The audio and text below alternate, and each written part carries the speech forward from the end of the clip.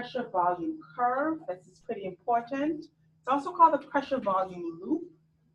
And it's basically a graphical representation of how the pressure and the volume varies throughout the cardiac cycle. So there are 4 phases, and this gives us that closed loop, which is called the pressure volume curve or the pressure volume loop.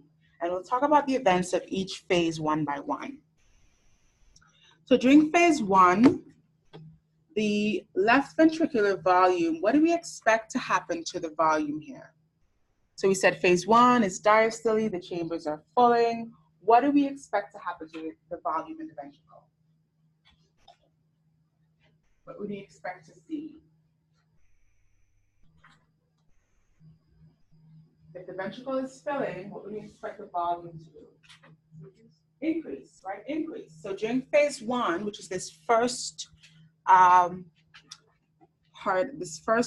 of the loop at the bottom, we start with 60. Remember, the chamber never fully empties, so we're going to always start at 60. Now I'm talking about this. This is a reference to a healthy heart, so a healthy adult. This loop can change a lot if there's inefficiencies, if there's valvular problems, if there's change in the wall compliance and things like that. So for a typical healthy male, we start at 60, right? We fill all the way to 130. This is our end diastolic volume. And then at this point, what valve opens at that point? At the end of phase 1, what valve is going to open there?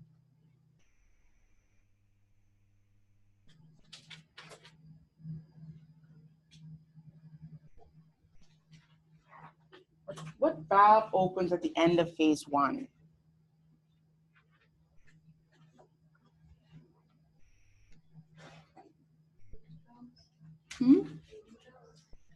So the AV valves is right, but they don't open, they close, right? So the end of phase 1, they close, and no valves are open. Remember we said during phase 2, both valves are closed.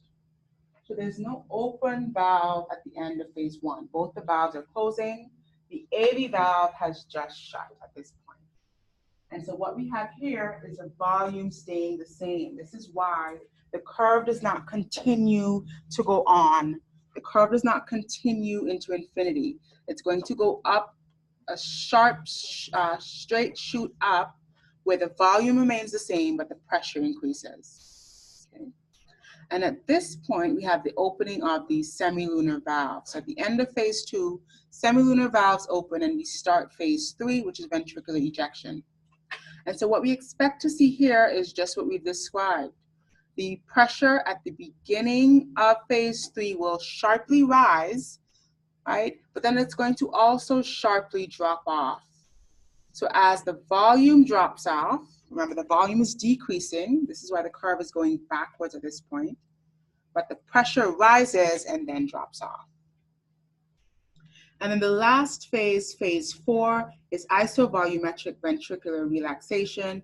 And as we can see, the semilunar and AV valves are both shut at this point once again, and the pressure drops off rapidly. So the pressure comes right down, volume is not changing at this point, and only the pressure is decreasing. So again, if you understand the 4 phases of the cardiac cycle, you'll understand how the pressure volume loop comes about, how the pressure changes and how the volume changes with each of these phases. I encourage you to try to draw this out, try to recreate it, and see if you can insert in this image what valves are closing at each of these 4 corners, because there's either closing or opening of a certain valve at the 4 corners of this loop, okay? Alrighty, so the last thing we'll talk about today are the heart sounds. The heart sounds. And so the heart sounds are basically caused by the turbulence in blood flow as the valve closes. A lot of times we're tempted to think that the heart sound is the opening of the valve. This is not true. The closing of the valve as blood is squeezing against the closing valve, that's where we get that heart sound. And so the heart sound is lubbed up, lubbed up, lubbed up, Remember, the heart spends a longer time in diastole, so that softer lub is going to be just a little bit longer than the louder dup, all right, which is systole. So the AV valves close together, and as blood hits the back of the AV valve, we have the first heart sound, which is that softer lub. Again, that's going to be a longer time.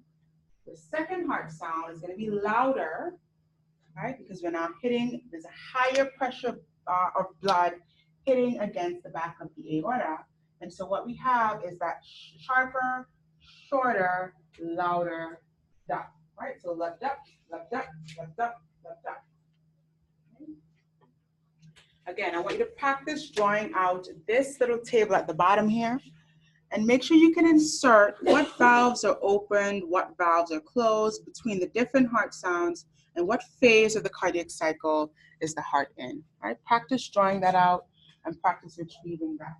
You said the second heart sound is an increase in the pressure? The second heart sound is systole. So this is where blood is hitting against the back of the closing semilunar valves. And this is the end of systole. The ventricles have just emptied. And so as they're closing, semilunar valves are closing, blood is going to hit the back of that closing valve, and that's going to be the second heart sound. It's louder because the blood that's hitting the back of the valve is under higher pressure. It's coming from the systemic circuit. And so it's higher pressure, it's going to hit a bit louder. So the second heart sound is louder than the first, but it's shorter. Right? The first heart sound is longer, the second heart sound is shorter. Okay? Any other questions on the heart sounds? The takeaway points are there's a longer lub, a shorter dub, but the lub is softer and the dub is louder. Okay? And this is the turbulence as blood hits the back of that closing valve.